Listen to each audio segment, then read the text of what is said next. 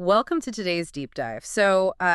Usually, a playlist matches your mood. You don't typically sing an upbeat, rhythmic melody about the total collapse of society. Right, yeah, that would be pretty weird. Exactly. But that is exactly the wild contradiction we're looking at today. We are taking a deep dive into Psalm 12 from the English Standard Version, which is an ancient text attributed to David.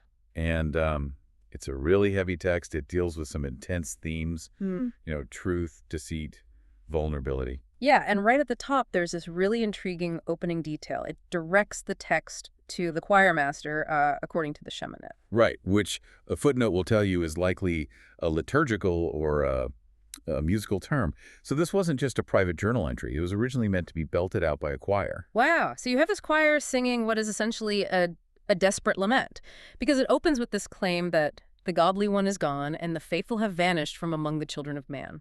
Yeah, and notice how that decay is defined. I mean, Yeah. the text isn't describing an invading army. It's not, a famine. Oh, right. It's all about speech. Exactly. The existential threat here is entirely verbal. Everyone is uttering lies to their neighbor.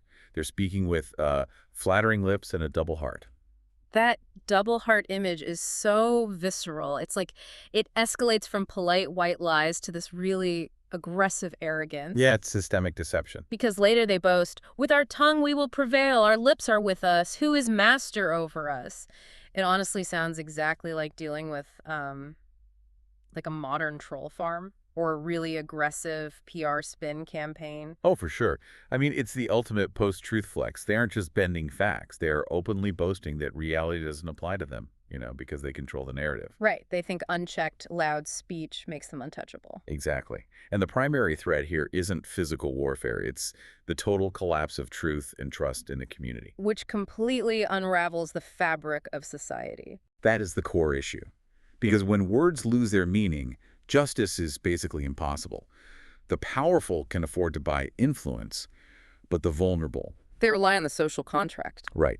They rely on promises actually being kept. So when truth collapses, the poor are the first collateral damage. Their only defense is a system that honors the truth. That makes perfect sense of why the narrative abruptly pivots in verse 5. It shifts to the real-world consequences, right?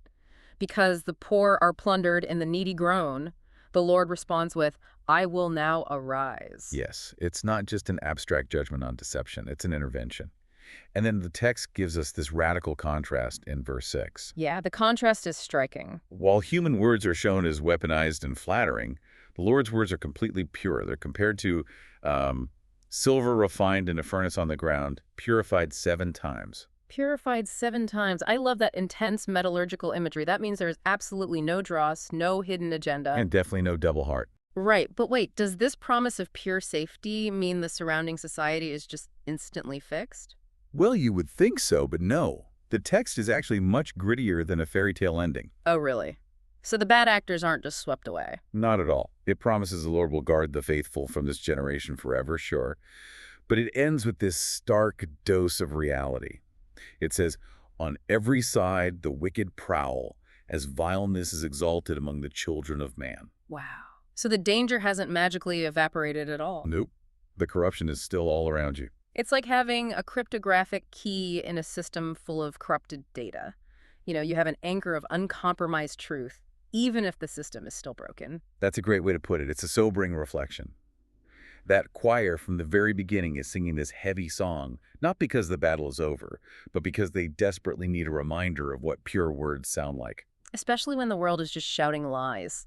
Yeah, that leaves you with a really challenging thought to explore on your own today. This ancient text draws a direct line between boastful, deceitful speech and the oppression of the vulnerable. Yeah, it really does. So, in a world that still often exalts vileness, how can you ensure your own words resemble that refined silver rather than the flattery of a double heart?